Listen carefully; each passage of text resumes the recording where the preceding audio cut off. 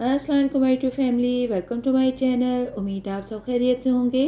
आपकी दुआओं से मैं भी खैरियत से हूँ। आज हम बनाएंगे बहुत ही ज़बरदस्त रेसिपी, वो भी ब्रेड से। चिली गार्लिक ब्रेड हम बनाएंगे और ये स्टार शेप में होगी और खाने में बहुत मज़ेदार, दिखने में बहुत खूबसूरत, बच्चों को बहुत इंटरेस्टिंग लगेगी और वो शौक़ से खाएँगे और इसका जायका भी इतना मज़ेदार होगा। तो ये रेसिपी की तरफ चलते हैं।